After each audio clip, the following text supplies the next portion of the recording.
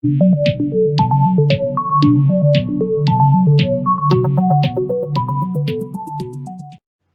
is a big pleasure for me to introduce Mehmet İnan from İzmir Biomedicine and Genome Center. Thankful to all contribution for Mehmet İnan and Batuhan in terms of the technical support and for participant during this weather to participant to contribute. Thank you very much, and now I leave the stage to Mehmet İnan. Okay, hello everyone. Again, greetings from İzmir. First, Barış Hoca asked me to introduce myself a little bit on details. I am a graduate from Atatürk University, Agricultural Engineering Faculty, Department of Food Engineering. And then after graduating from after getting a bachelor degree, I went to US to study food science for master's and PhD, and I got my master's and PhD in University of Nebraska-Lincoln from 94 to 2000. After receiving my PhD in food science, specializing on molecular biology and fermentation of Pichia pastoris yeast, I had a postdoc in chemical engineering. And then also I served as a research assistant professor for 5 years at the University of Nebraska, Lincoln. And then I moved to industry, Alder Biopharmaceuticals, that specialized in producing monoclonal antibodies in yeast Pichia pastoris. And I came back to Turkey, returned back to Turkey in 2010. And at Akdeniz University, where I was promoted to professorship in 2013. And then since then, 2 years ago, or actually 1.5 years ago, 2019, I moved to the İzmir Biomedicine and Genome Center on duty, and I'm still a faculty of Akdeniz University, engineering faculty. So right now I am heading the IBG Farma operations at the IBG, and in terms of microbial system, recombinant protein production in microbial system, and CHO, Chinese hamster ovary cells. So today I would like to talk to you about SARS-CoV and COVID-19 disease, and I will give you some information about the vaccine development studies in the world, and here also at IBG, what do we do for the vaccine development. The active cases that I mentioned in the world is over 10 million, and in Turkey is about 200,000, and in Turkey about 5,000 people died so far, and in the world is over 500,000 people died. And as recently, and we may not say that the second wave, but some countries, especially South America countries, the numbers are increasing, unfortunately. So the hope for this disease to go away, either natural mutations that it will not be able to infect the people, virus of course itself, or developing a drug or a vaccine for the treatment of this disease. So the SARS-CoV is a coronavirus caused by coronaviruses, virus SARS-CoV-2. The SARS-CoV is the original that occurred in 2003, and also the SARS name comes from severe acute respiratory syndrome that affects mostly lung and respiratory the functions. So the virus uses ACE2, the protein that express the lung, especially the endothelial cells of the human body, angiotensin converting enzyme, this spike proteins attaches to it and then enters the cell. So once it enters the cell via the ACE2 spike interactions, and it releases the messenger RNA of the virus, and then all the proteins are synthesized using the human cell translation machinery, and then is again assembled into the virus and released into other cells. So that's how it's spread in the human body. When we compared the COVID-19 and SARS and MERS, and we learned a lot from these diseases that occurred in 2003 and 2014 for the MERS. And this is very, the spike proteins, SARS-CoV-19 versus SARS original, spike proteins shares 60% homology. So even there is a theory that SARS-CoV protein, spike protein, may even protect the people from COVID-19 disease if used as a vaccine candidate. So the SARS-CoV spike protein binding mechanism in here, as you can see, spike protein, the spike protein on the surface of virus attaches to host receptor ACE2 by trimer spike protein. So in order to develop a drug or an antibody as a result of vaccine, we have to stop these interactions. So the ACE2 versus ACE2 and spike protein interaction, we have to try to block that interaction. So if you follow the COVID vaccine or therapeutic tracer, so this is already registered over 150 vaccine candidates and 284 therapeutic drugs has been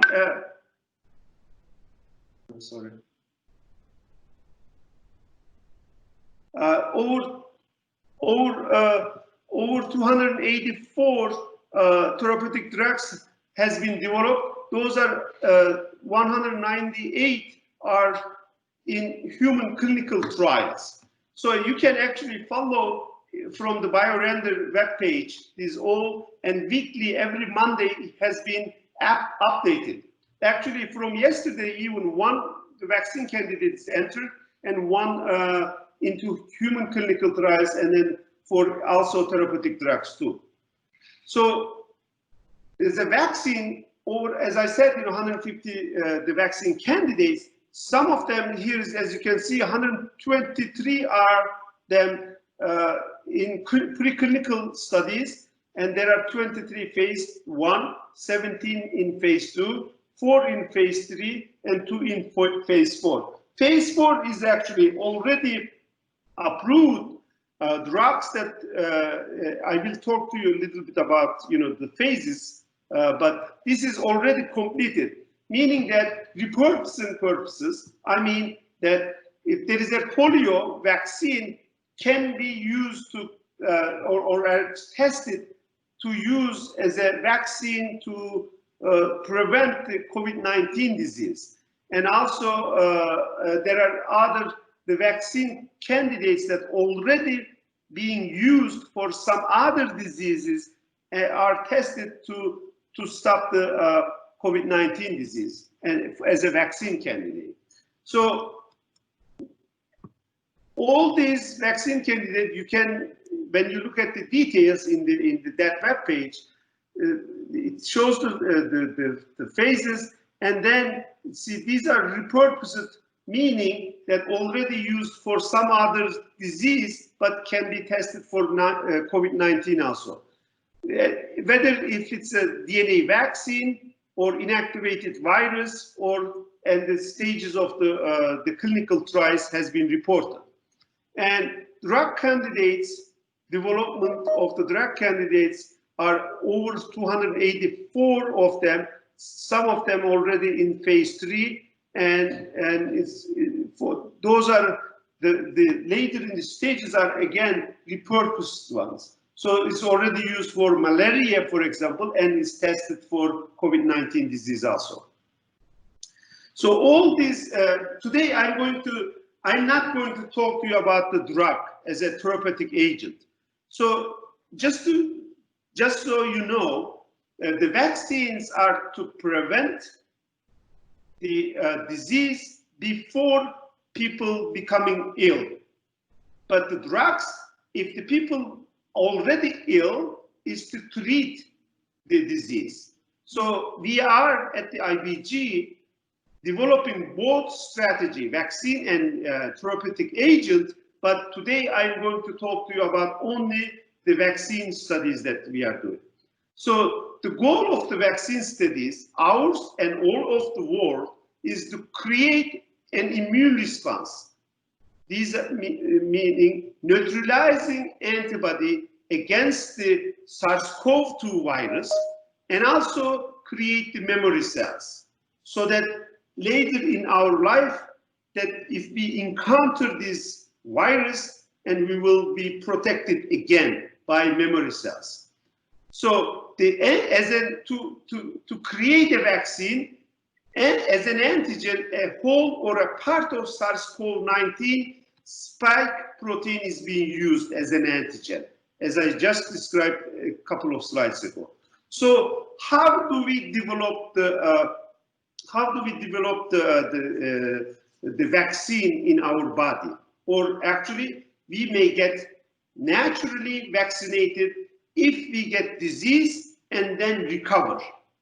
Okay, so we are trying to resemble this one without the virus making people ill. So once the coronavirus enters the human body and is accepted by or taken into the cells that overexpresses the ACE2 receptor protein, it enters it, and it releases the messenger RNA, and it assembles the virus particle again and releases. But at the same time, at this stage, the virus can be ingested by antigen-presenting cells to show the T helper cells, and these T helper cells present the virus fragments to B cells, so that B cells can make antibody against this virus. And same time, the viral peptides also cytotoxic T cells destroys the infected human cells. So there are two ways of getting adaptive adaptive immune response by B cell or TH1, TH2 or TH1 by cytotoxic T cells. So once if we recover from this disease, our long-lived memory cells, B and T cells, protects us from this virus in a year or 2 years, hopefully 10 years later in our lifetime. So this is the purpose of the vaccine. So how many types of vaccine are there?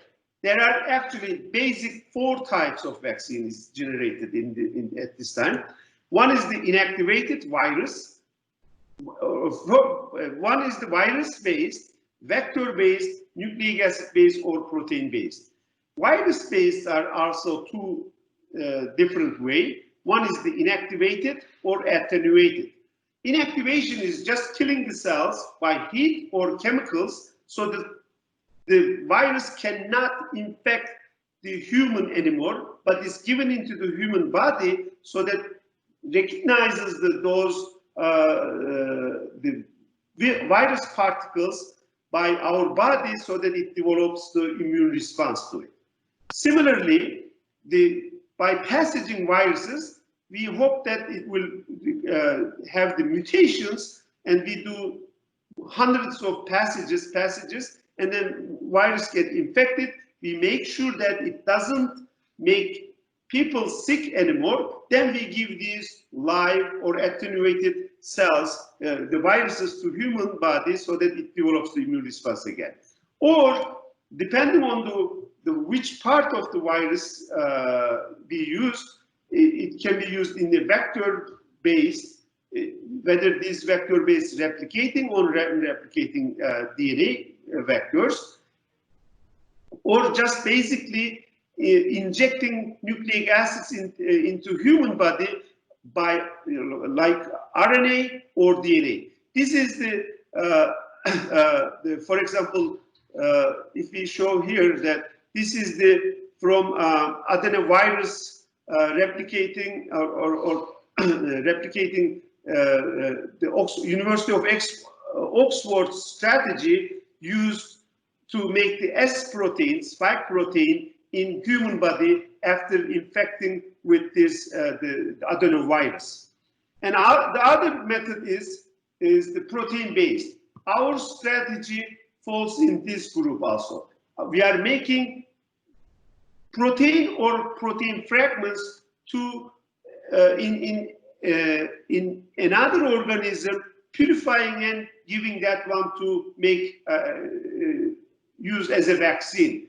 And sometimes these protein-based can be virus-like particles. More than one protein of the virus can be expressed, or a part of the protein, peptide, 5, 7 amino acids can be used as a vaccine candidate.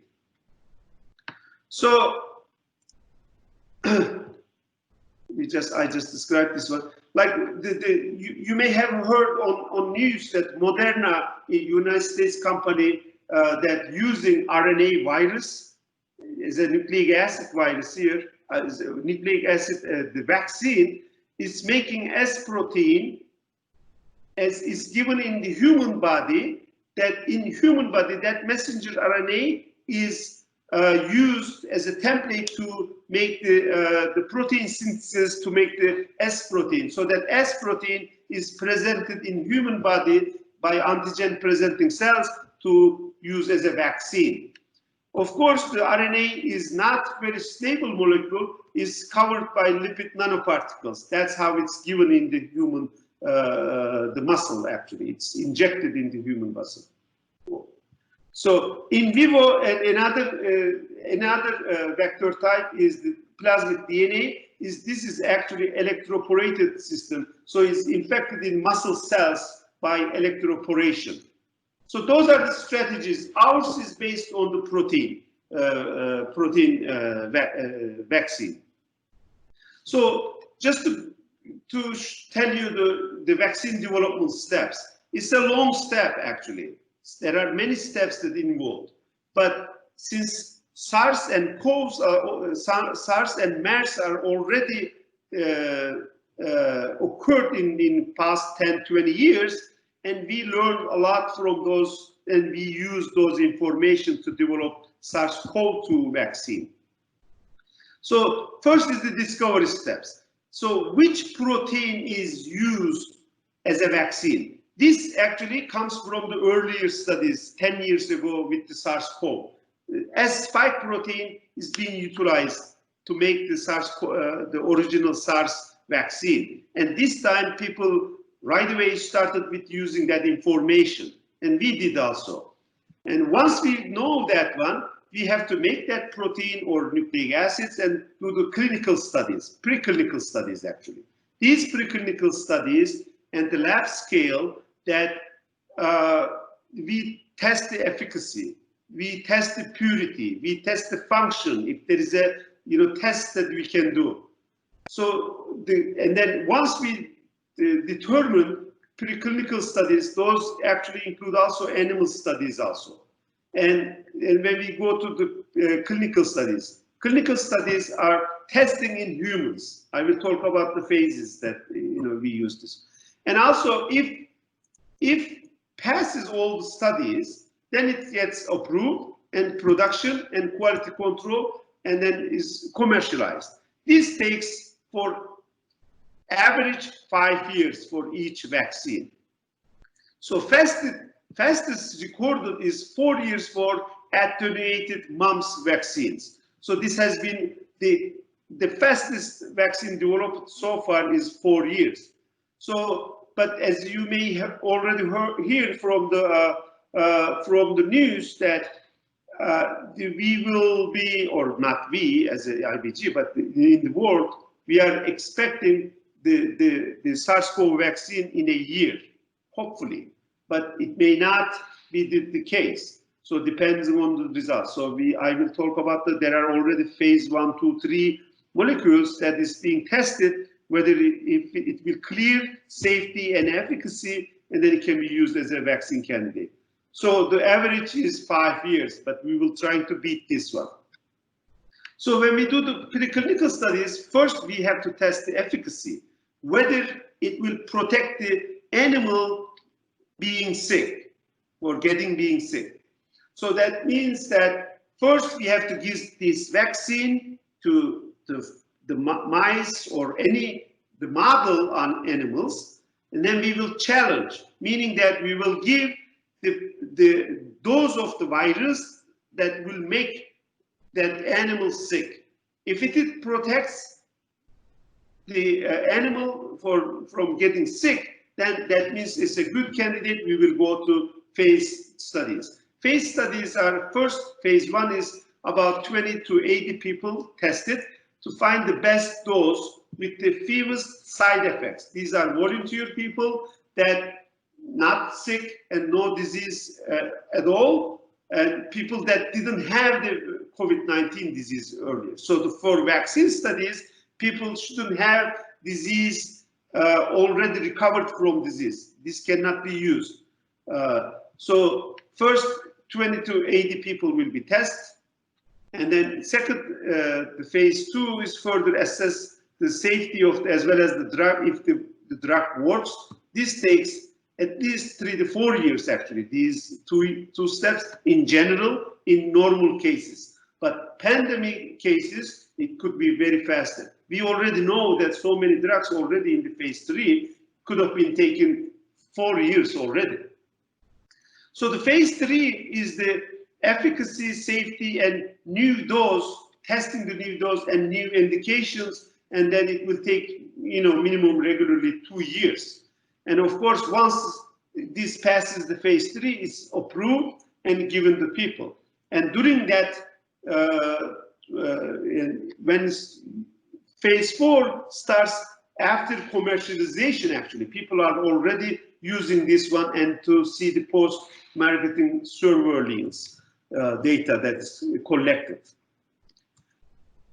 So, as you can see, the vaccine studies takes long time.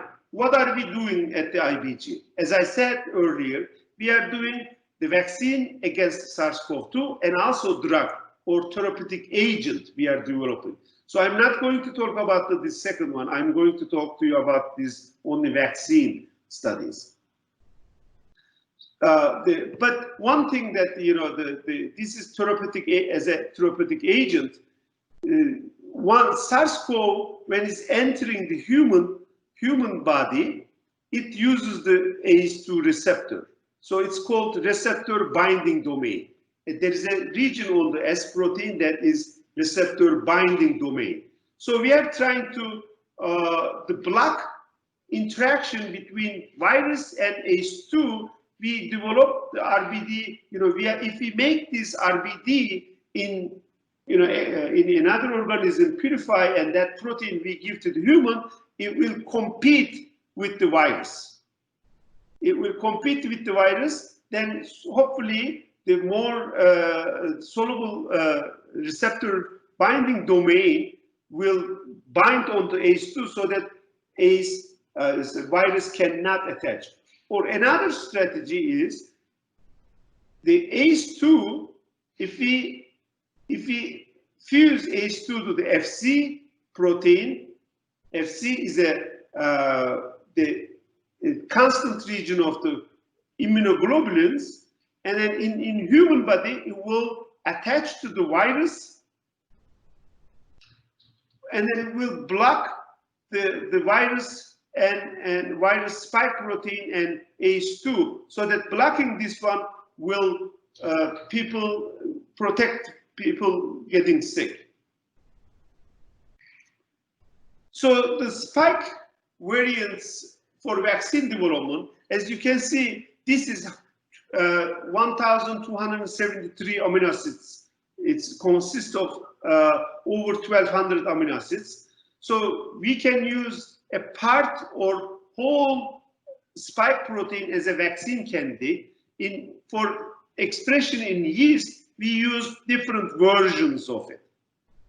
Okay, so for this purpose, we used Pichia pastoris, is known as now Comacatella paphae, and is very similar to Saccharomyces cerevisiae, and it's a metallotrophic yeast and grows to very broad range from pH 3 to 7, very high cell densities in the fermenter, over 130 gram per liter of dry cell weight or 500 gram of wet cell weight it can reach to. The very strong inducible alcohol oxidase promoter. It has a 2A alcohol oxidase promoter that we can use as a gene expression. So when we use the Pichia pastoris in shake flask, is very 10 OD, very small amount of cell produced. But when we go to the Fermentor scale or bioreactor, and it goes to over 500 gram per liter of wet cell weight. So as you can see, half of the tank is actually the yeast wet cell weight. Okay, so can grow very high cell densities. So this yeast is isolated 1969. It's over 50 years, just actually known to humans, and it is used to single cell protein production during 70s, 80s, and then expression system developed during 90s, and 93 is in commercialized patents. Most of the patents are already expired because it's over 20 years ago developed, and it's also recently shown that it has a probiotic properties of this yeast, and genome sequence has been sequenced and is available on public databases. So this cell has a very advantages. Cloning techniques very similar to Pichia Saccharomyces, cost-effective, grows in very cheap carbon sources. Productivity is very high. Of course, this depends on the proteins, but it's suitable for industrial scales. This is very important. Up to 100,000 liters can grow in the fermenters. In CHO, for example, Chinese hamster, the most you can go is up to 10,000 or 20,000 is actually at the industrial scale. It can do post-translational modifications, because it's eukaryotic, it's human, post-translational modifications, disulfide bound fermentation, glycosylation. This can happen in yeast also. And it also can secrete full-length antibodies. So, but of course, every system has advantages and also disadvantages. It's very high cell densities, proteolysis, protease degradation, or non-native glycosylation may occur. Because it's used as a methanol as an inducer, this requires explosion-proof facilities, and those are also, of course, is expensive. So if you're making a lot of protein in yeast, sometimes it's bottleneck for extracellular production. So it doesn't secrete much, it's accumulate inside the cell. So the commercially is actually a good thing about this yeast. For example, hepatitis B vaccine is produced and is being already used in human. So our COVID-19 strategy is very similar to hepatitis B vaccine. So I will explain a little bit later that how we use that system.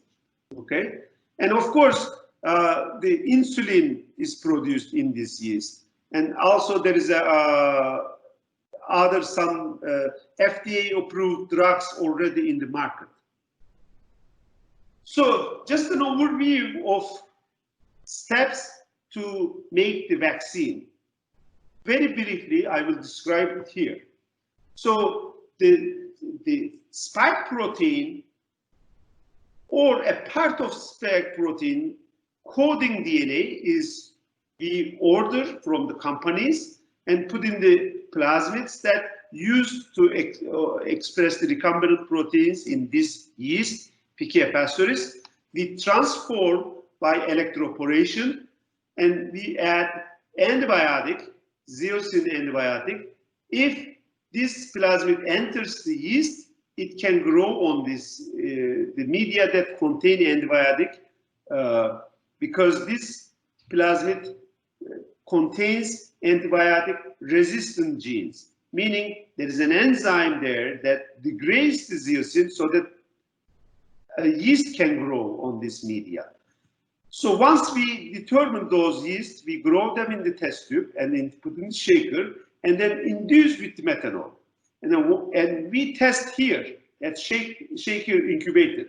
We test up to 50 clones and determine whether it's making the protein of interest. Here is the spike protein.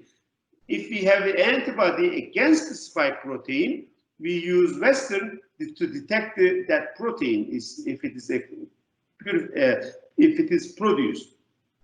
Once we determine the clone out of one clone out of 50 clones or best producing, we test at pH, temperature, or methanol concentrations, that best production condition. We optimize fermentation condition at shaker incubator.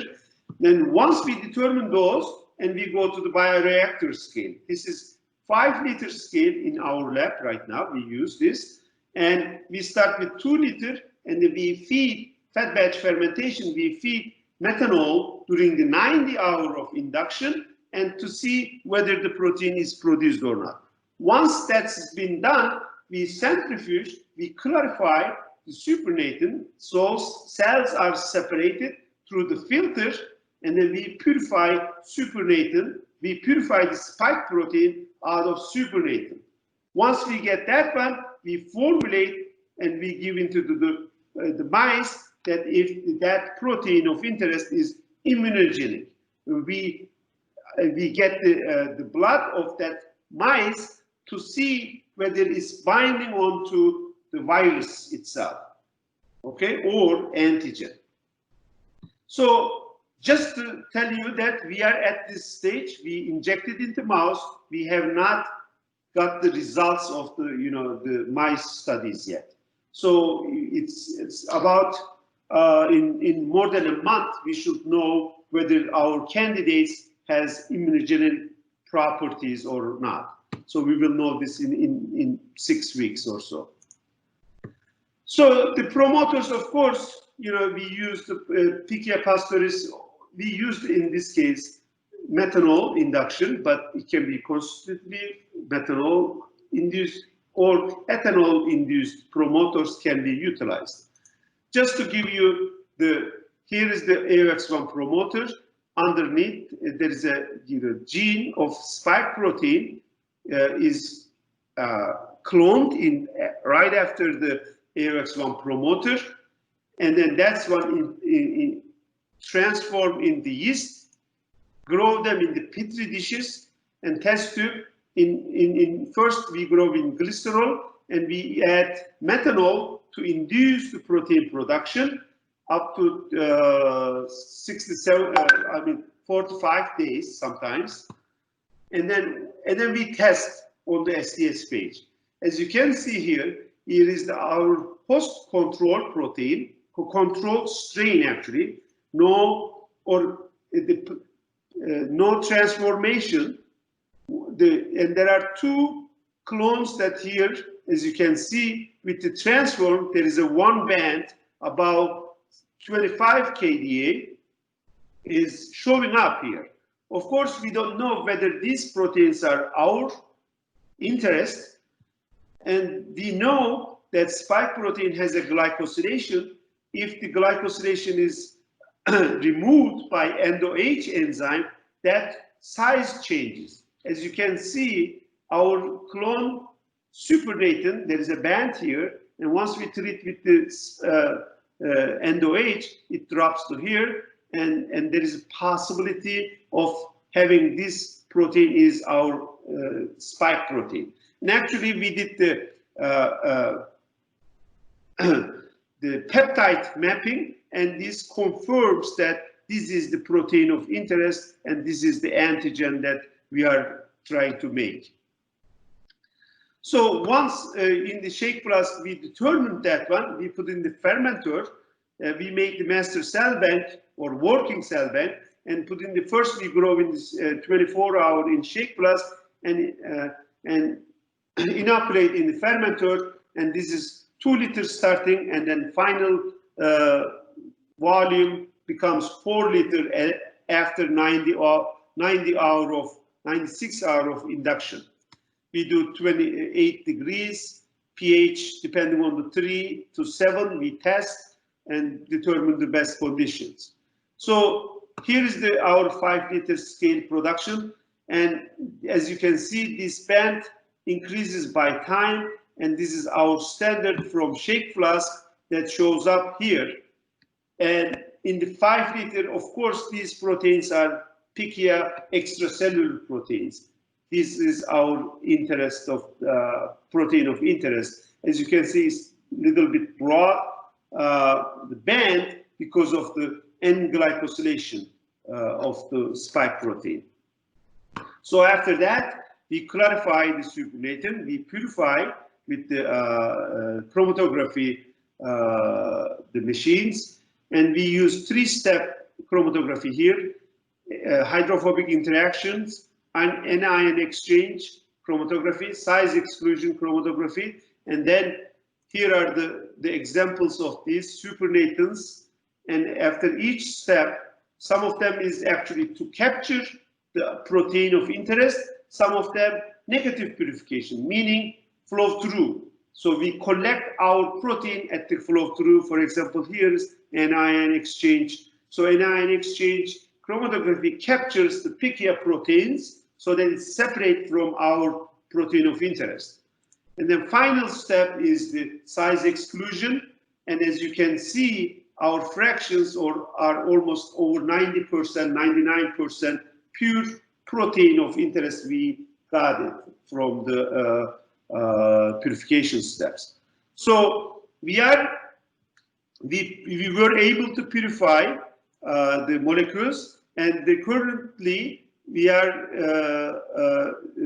we produced and purified at lab scale. Mice studies are started to test if the molecules are immunogenic. Once we hear from this one, if we get the positive results, we will go to next step, larger scale, up to 1,000 liters fermentation. And of course, this has to be cGMP production, meaning that current good manufacturing practices. In order to go FDA in the United States, EMA at the European Union, or TÜTÇEKA in Turkey, in order to get approval to use in humans, you have to produce at the current manufacturing practices. So once we and then purify, of course, this time with the larger columns, bigger columns, and then we formulate and we give, of course, we test again in the animals, and then design the human clinical studies as the next step. So we are here, and these molecules are being tested at the animals.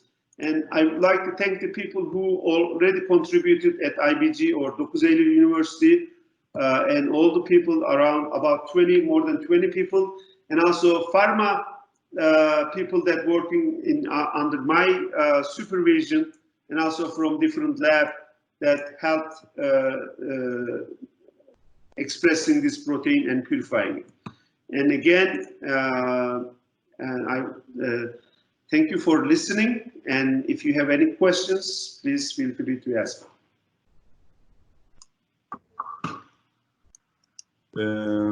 Thank you, Dr. Mehmet İnan. If you have any question, you can ask. Also, if you like ask a question in Turkish, you can ask. Eğer isterseniz Türkçe olarak da sorunuzu sorabilirsiniz arkadaşlar. Hocam merhaba. Merhaba. Ben Ayşegül. Teşekkür ederim öncelikle tutumunuz için. Benim küçük bir sorum vardı. Bu T selleri için orada bir modifikasyon yapabiliyor musunuz? Yani orada tutulmayı engelleyebilen başka bir yöntem deneyebiliyor musunuz? T sellerini aktive etmek için aslında adjuvantlarla şey yapıyor. Kendi molekülden öte farklı adjuvantlar kullanarak işte T sellerinde TH1 ya da TH2 respansını yapmak için, yani T sellerine veya B sellerine gitmeleri için farklı adjuvanlar kullanıyoruz. Şu anda biz onları da test ediyoruz yani aslında. Teşekkürler hocam. Is there any other question? Başka soru var mıydı? Ben küçük bir soru daha sorabilir miyim hocam, eğer uygunsa? Buyurun. Şu anki yapılan yöntemleri, yapılan çalışmaları nasıl buluyorsunuz? Yani Ercüment Hoca'nın da var mesela buna yönelik bir çalışması ve bayağı da ilerlediğini görüyorum sosyal medyadan özellikle. Siz bu konu hakkında ne düşünüyorsunuz? Sizin ilerleme seviyeniz nasıl? Türkiye'nin bu COVID seviyesindeki durumu nasıl? Yani tedavi süreci diğer ülkelerle kıyaslandığında nasıl buluyorsunuz? Şimdi şöyle, Türkiye'de de ben ondan bahsetmedim. Şimdi bizim proje yani TÜBİTAK tarafından desteklenen bir projeyle yapıyoruz bunu. Bizim Türkiye'de yaklaşık 17-18 tane grup var, 8 tane aşı var. Yani 18 tane proje var, bunların 8 tanesi aşı. Ve bu aşılar biraz önce bahsettiğim 8 tane farklı metodu kullanıyor. Ercüment Hoca'nın da kullandığı ve Selçuk Üniversitesi'nin de kullandığı inactivated, yani virüsün öldürülmüş virüs kullanılarak yapılan aşı çalışması. Şimdi TÜBİTAK bunları öyle bir dağıttı ki herkes yani birbirini replike etmeden her biri farklı teknolojiyle kullanılan.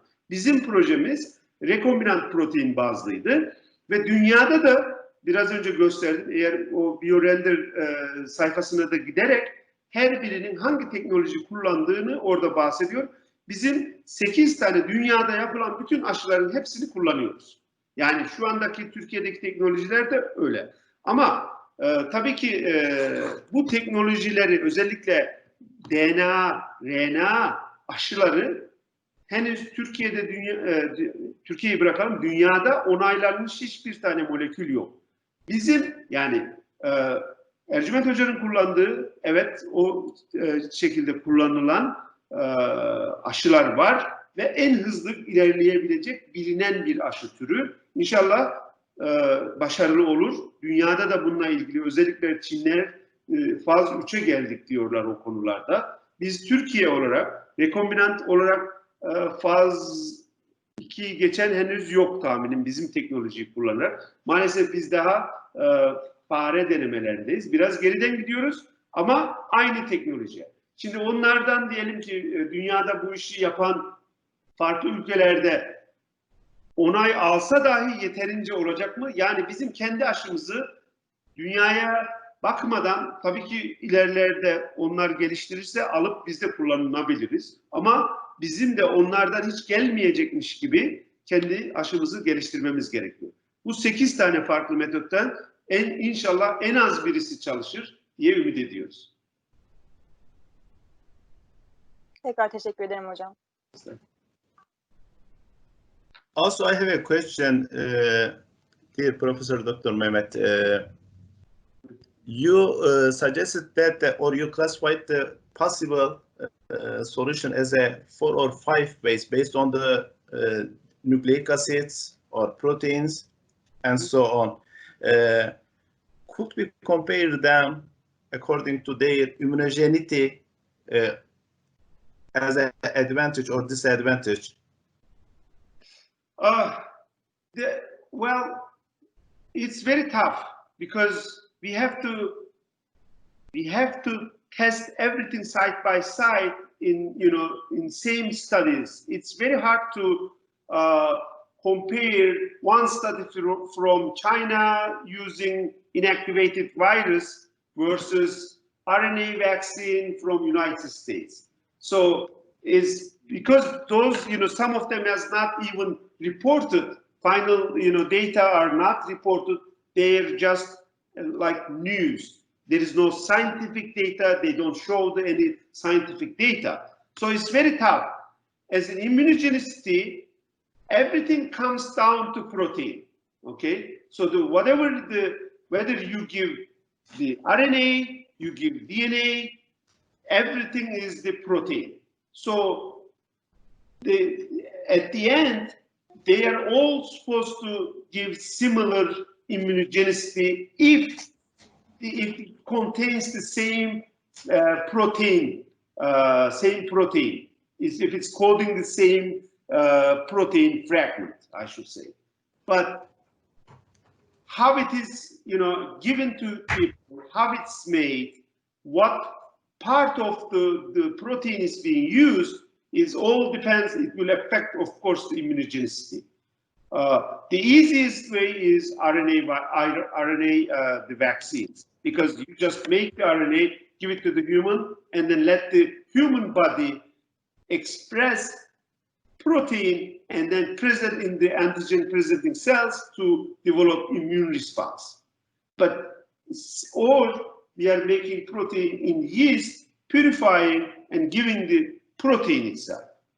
So they're supposed to be, if you are using the same protein, they're supposed to be all immunogenic. Thank you very much. Again, is there any question else? Yes. Hello, Professor İnan. My name is Hakan. And first of all, I would like to thanks for your innovative projects, studies, and your talks also. I have a question. As you know, everybody is waiting for mutation of the COVID-19.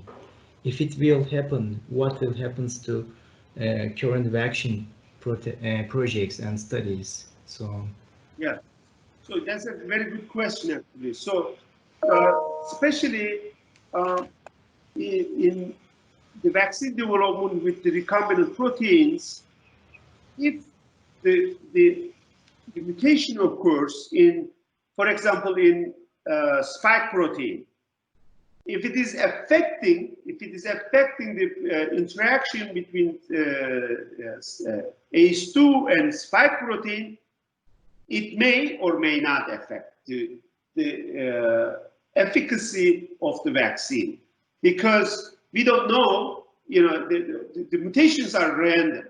So if we know where is going the mutation occur, we will design based on that one. But the recombinant protein vaccines are taking so long that going back and it will take another year to develop a new one. But in that case, nucleic acids, RNA vaccines are very positive or advantages on this one, because when a mutation occurs, you can design new RNA molecule in 1 week. Actually, you can produce another one. In the mutation, you can, but unfortunately, the nucleic acid vaccines, there are no nucleic acid vaccine in the market or approved vaccine yet. So that's another disadvantage. We are hoping that, from Turkey, there are 60 isolates that genome has been sequenced. When we looked at them, our designs based on the Wuhan strain, and it didn't affect at all in our design. So in 4 months, and all these different mutations did not affect our recombinant protein vaccine at this stage, but it doesn't mean that it won't. Okay, thank you very much. So as I understand, RNA vaccine, if mutation happens, so it will be easy to change also vaccine inside. But then the procedure you explain, you know, phase 1, 2, 3, and the other commonalized situations. This phase also is going to start at the beginning, or? No. That before actually it's because very similar depending on the, you know, if it is a pandemic, it will be probably will start from phase 3 right away because it won't start from scratch. Actually, it won't go back to zero. So there will be small revision. Yes. That's all. Okay. Yes, okay. Thank you very much.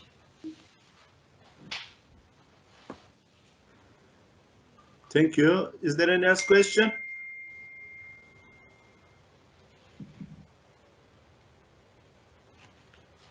No, I think.